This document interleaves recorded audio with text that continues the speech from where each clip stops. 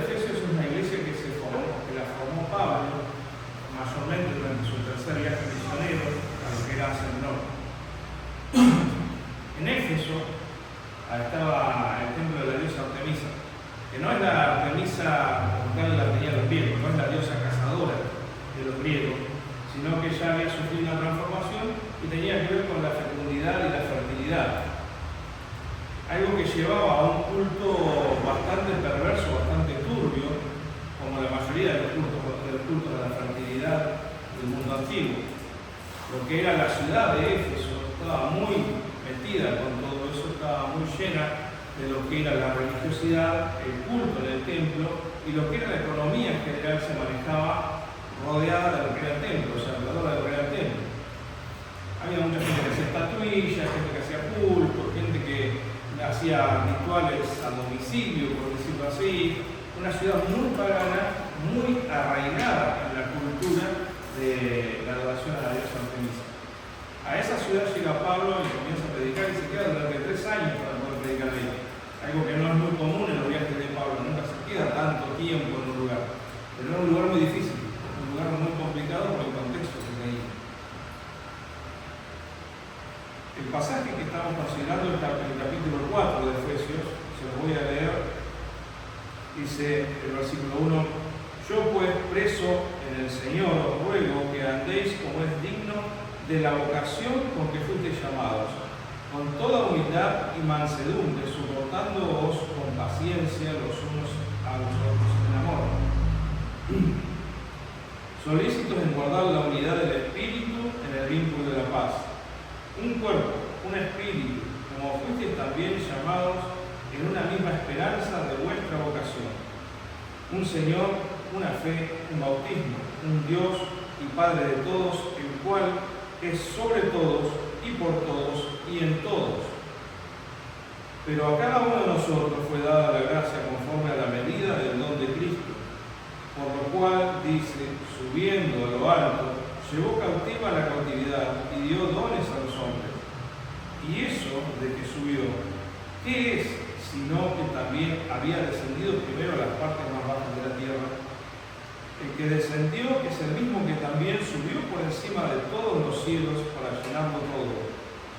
Y él mismo constituyó a unos apóstoles, a otros profetas, a otros evangelistas, a otros pastores y maestros, a fin de perfeccionar a los santos para la obra del ministerio, para la edificación del cuerpo de Cristo, hasta que todos lleguemos a la unidad de la fe y del conocimiento del Hijo de Dios, a un varón perfecto, a la medida de la estatura de la plenitud de Cristo.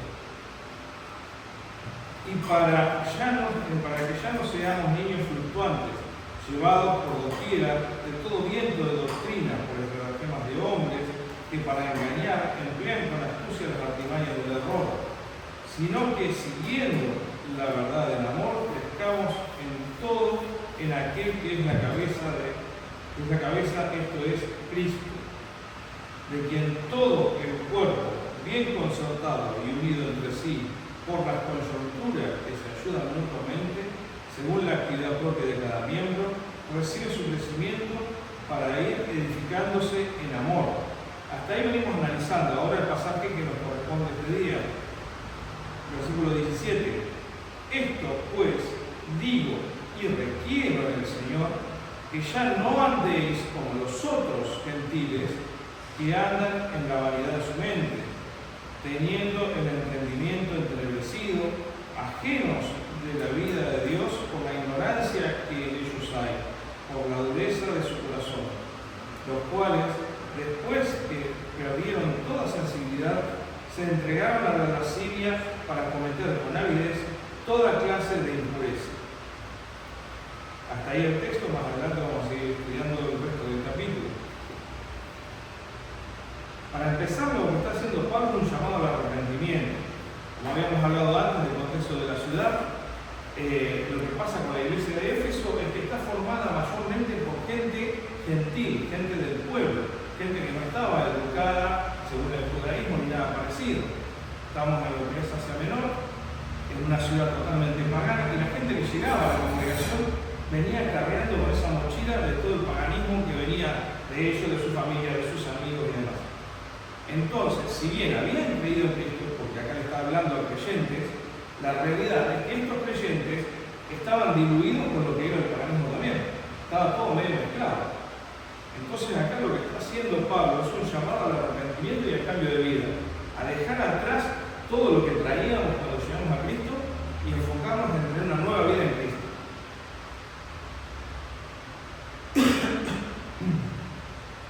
En 2 Corintios 4:4 también podemos ver el tipo de enriquecimiento que tenía, porque el pecado de la persona, cuando una persona peca, de a poco va perdiendo sensibilidad, va perdiendo el sentido del bien y del mal.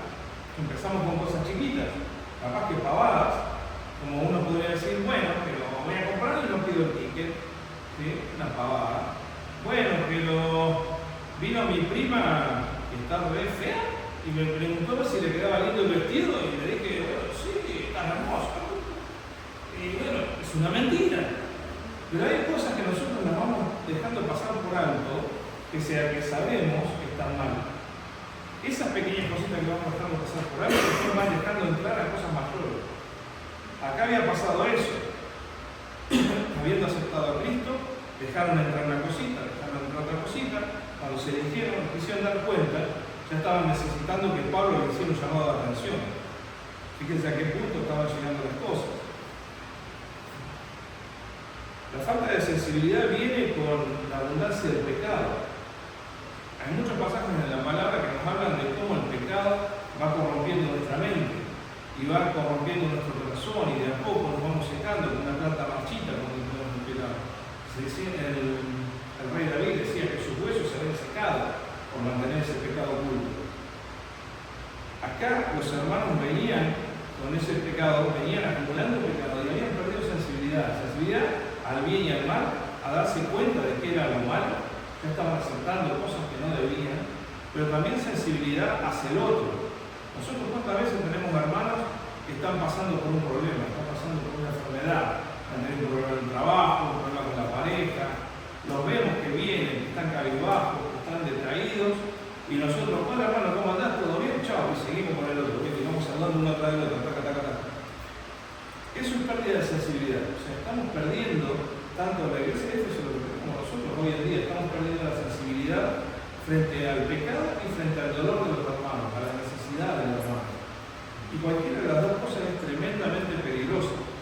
Si dejamos entrar el pecado en nuestras vidas, en lo personal, eso nos va a corromper a nosotros, pero no debemos olvidar que como miembros de la congregación, como miembros de la iglesia, somos parte de un cuerpo. Si yo tengo mi mano que se está pudriendo, no es que mi mano sola se va a pudrir, se va a caer, ya está todo bien. Primero se pudre la mano y después esa podredumbre va a subir por el brazo, después por el hombro y cuando me quiera dar cuenta me están enterrando. Facilito, directo. No podemos permitir que en nuestra vida personal el pecado nos vaya corrompiendo, no solo porque nosotros debemos mantener una vida santa frente a Dios, una vida digna del sacrificio que Él hizo, sino que también porque tenemos la responsabilidad de guardar a su congregación. Tenemos la responsabilidad de mantenernos firmes para que el pecado no entre en la congregación por nosotros. Porque cuando nosotros nos descuidemos y el pecado entre en nuestras vidas, porque, por ejemplo, yo empiece a ver pornografía, ¿sí? Eso es un pecado que lo puedo realizar en lo oculto, en lo más oculto de mi casa, solo, y ninguno de ustedes se va a enterar. Pero se van a terminar enterando, porque Dios lo revela todo. Y muchas veces lo revela, no porque viene Pepito y dice, él está mirando pornografía. Muchas veces lo revela porque el pecado va corrompiendo a la persona a tal punto que esa persona comienza a cometer actos que no son los correctos a un cristiano, no son los que llevan la vida cristiana. Y eso lo que va a terminar trayendo es que la persona se destruya, se haga público el pecado, traiga vergüenza, traiga arrepentimiento para la persona, pero dolor también para la congregación. Nuestro primer punto de batalla es en la vida individual, pero no estamos solos tampoco. No es cuestión de que encaremos los pecados solos. Sabemos que cada una de las personas que estamos acá, sin importar quién, tiene pecado. Podés tocar al que está al lado tuyo en el hombro y vos sabés que está tocando a una persona que tiene pecado. Podés salir a la calle y ver a cualquier persona que va pasando y tiene pecado. No es que estemos diciendo que por tener un pecado, por tener que avergonzar y alejarte de la congregación, porque la realidad es que todos estamos la misma. Pero si tenés un pecado que lo estás sufriendo, que lo estás viviendo, no tenés por qué vivirlo o sufrirlo solo. Tenés hermanos en la fe que están dispuestos a ayudarte, a acompañarte. Tenés que buscar hermanos que te puedan aconsejar. No es necesario que lo hagas público desde el púlpito, que pase acá al púlpito y te diga, no, si yo lo robé, tal cosa tal. No, no es eso. Pero si vos tenés un hermano de confianza, alguien con quien vos hablás y tenés realmente una buena llegada, habla con esa persona, de aclararle, ¿viste? Esto es algo íntimo, esto es algo personal, por favor no lo andes contando, pero tengo tal problema. Necesito que me ayude. Necesito tu apoyo como hermano en Cristo para poder salir adelante de esto. Esa es la forma en la que nos vamos a cuidar unos a otros y como nosotros nos cuidamos entre nosotros, cuidamos a la congregación. Siempre me pasa lo mismo, dame un boquete y después voy por la rama y me acuerdo de esto. Pero bueno. La falta de sensibilidad es lo que hablábamos recién, el tema del pecado. Y cómo el pecado individual daña el cuerpo, que es lo que decíamos recién. Cuando uno se descuida, empiezan los problemas, porque esconder el pecado trae la hipocresía de decir, vengo a la iglesia y me presento ante Dios como que está todo bien, soy re bueno, ¿sí? No estoy haciendo pecado, no estoy mirando pornografía en mi casa, yo soy un buen marido, yo soy un buen papá. Vengo a la iglesia, me muestro así, y eso es ser hipócrita. El pecado, en lo oculto, genera hipocresía. La hipocresía, a su vez, trae desconfianza. Porque cuando yo veo que el hermano Pepito es recontra hipócrita, porque de alguna manera Dios reveló su pecado, yo me doy cuenta de que él tiene un pecado oculto, ese pecado oculto que trajo esa hipocresía, ahora trae desconfianza. Porque yo digo, Pepito va a pasar a hablar si yo sé que tiene algo en el problema. No dejemos que llegue a esto, no dejemos que llegue a ese punto. Es muy importante que nosotros cuidemos la congregación, porque aparte, como les digo, Dios revela todo. Todo lo que está oculto, Dios lo termina revelando de una manera o de otra. No hay vuelta que darle.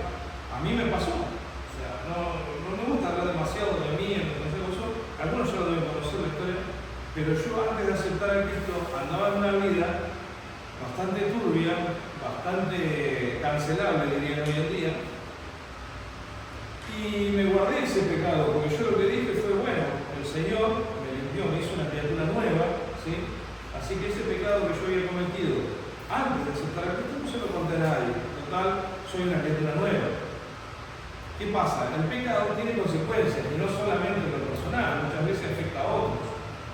Con los años, más de 10 años después de haber aceptado a Cristo, el pecado ese me alcanzó. ¿Sí? Hubo gente a la que yo dañé que me reconoció, porque cuando fue la época de la pandemia, todo el mundo hacía videos de distintos temas, que todo lo otro, yo hice varios videos, y bueno, por uno de esos videos me dijeron, che, pero este está predicando acá, si este hizo tal y tal cosa. Yo ya era limpio de la condena por ese pecado, porque Cristo lo pagó, pero las consecuencias seguían estando ahí. Yo no lo había hablado con nadie en la congregación, entonces yo ahí lo hablé, porque en la congregación lo hablé con los ancianos en particular, y ellos me apoyaron y me ayudaron a salir adelante en medio de ese dilema. Yo estuve durante un montón de años agobiado, porque yo decía, bueno, pero cuando esto me alcance, si esto sale de la luz, ¿cómo quedo yo? ¿Entiendes? Dios lo terminó revelando, pero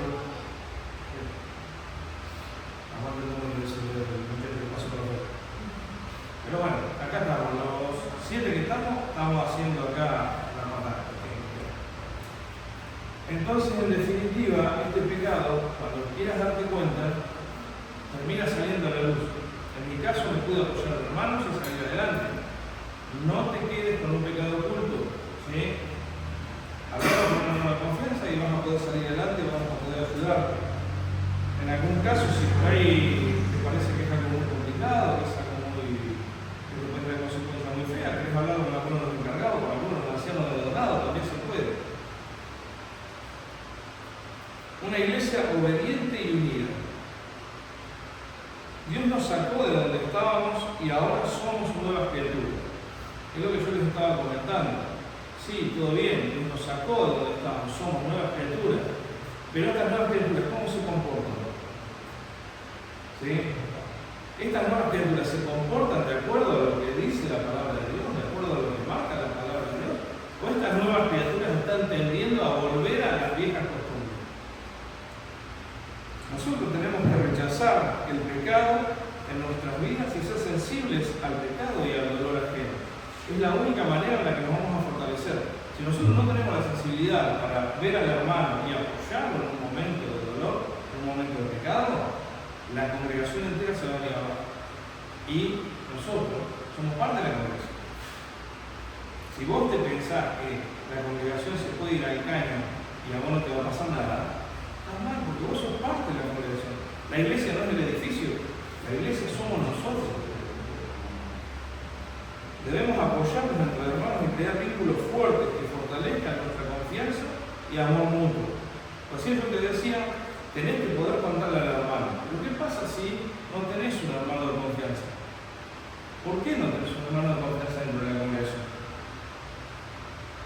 Porque no estamos realmente abriéndonos, porque no estamos realmente escuchando. Tenemos que poder crear esos lazos fuertes entre nosotros.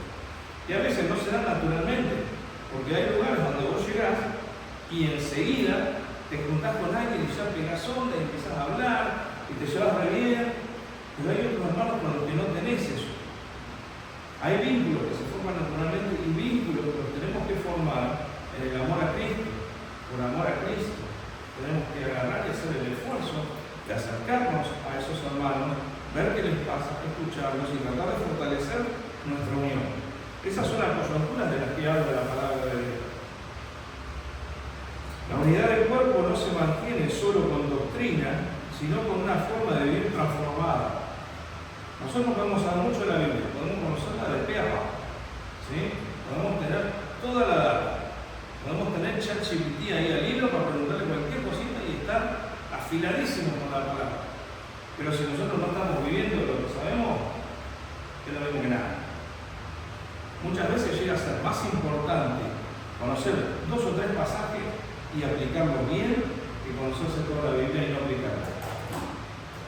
Tratemos de estudiar la palabra de Dios, de aprender. Hay muchísimos medios hoy en día, con YouTube, si quieren usar ChatGPT para estudiar también, es muy válido. En el curso de que dijeron que no lo usemos para armar los mensajes, ¿sí? Pero bueno, se refieren a no pedir un mensaje que te lo abren y vos lo vengas a leer acá. Como herramienta de estudio es muy válido. Usemos lo que tenemos a mano para aprender la palabra de Dios y usemos los momentos de comunión que tenemos para fortalecer la comunión con los hermanos y así fortalecer esos lazos que son tan importantes para mantenernos unidos. Venimos acá, ahí Víctor y Omar están compartiendo un matecito, ¿entendés? Eso, va por ahí, va por el tema de decir, che, bueno, venimos a la congregación, pero no venimos a sentarnos uno al lado del otro y quedarnos ahí nomás. Hay una comunión, hay una amistad, hay una relación que fortalecer. No solamente acá dentro de estas 4 paredes, sino también afuera cuando nos vamos.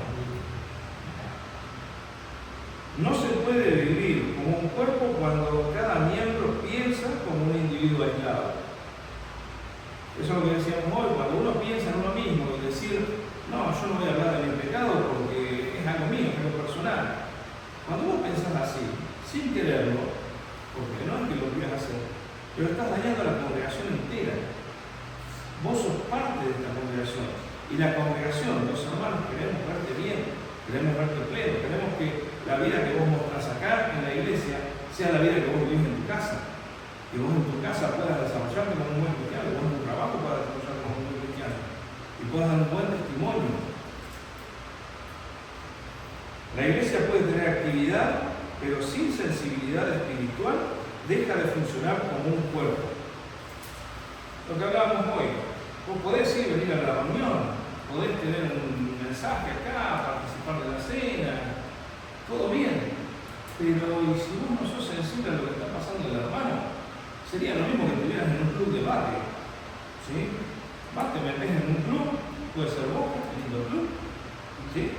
Pero bueno, te podés meter y participar en un montón de actividades, y ir a campamentos del club, ir a torneos del club. Suena mucho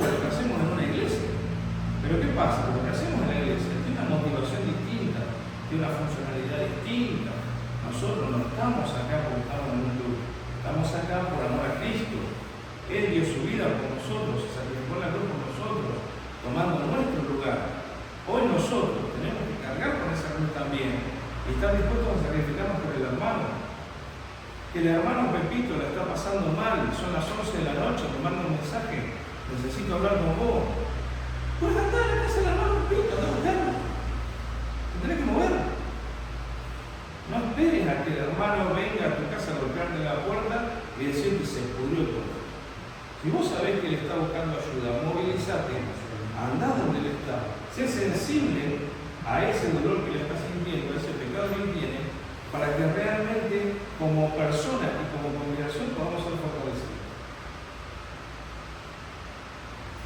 El cuerpo de Cristo se debilita cuando normalizamos lo que Dios llama impureza. Lo habíamos hablado al principio, si nosotros dejamos pasar el pecado, abrimos una portita, es como cuando vos tenés una represa enorme, tenés una represa muy grande, del otro lado tenés un muro de agua enorme y se empieza a hacer una grieta chiquitita. Y el ingeniero la mira, es chica la grieta, déjala acá. Viene a la semana y la grieta esa ya es más grande, ¿viste? Pero todavía estamos bien, ¿viste? Todavía zafa. Y viene a la otra semana y ya no encuentra la presa, reventó todo. No dejemos que eso nos pase en nuestra vida, no normalicemos la impureza en nuestras vidas porque eso acarrea toda una cadena de cosas que va a terminar muy mal.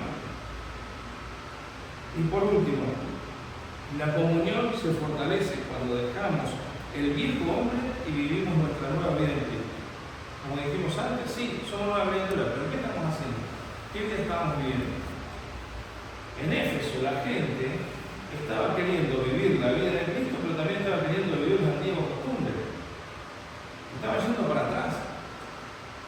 ¿Qué vida estamos viviendo nosotros? Nosotros podemos decir que realmente estamos viviendo a Cristo acá en nuestra casa, en nuestro trabajo. Es difícil. Acá estamos todos entre hermanos dentro de todo, ¿sí? Habrá hermanos que tendrán más problemas, pero no estamos todos entre hermanos.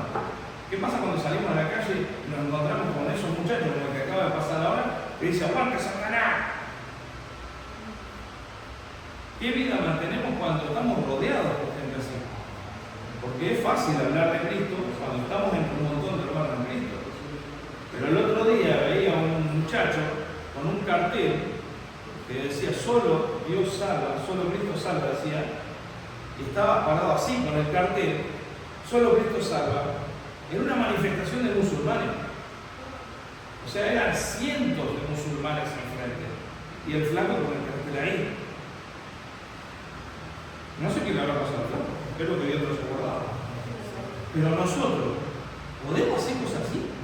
¿Podemos plantarnos en el trabajo frente a los 4 o 5 compañeros que tenemos cuando están hablando de cualquier porquería o eso y decir, no, que yo en esto no participo porque yo soy de Cristo? No te digo que para enfrentar la manifestación de musulmanes, pero en estas cosas pequeñas podemos hacerlo.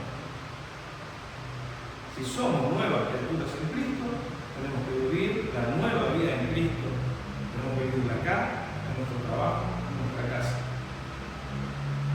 Hasta ahí el mensaje. Oramos para terminar. Bendito Dios y Padre nuestro,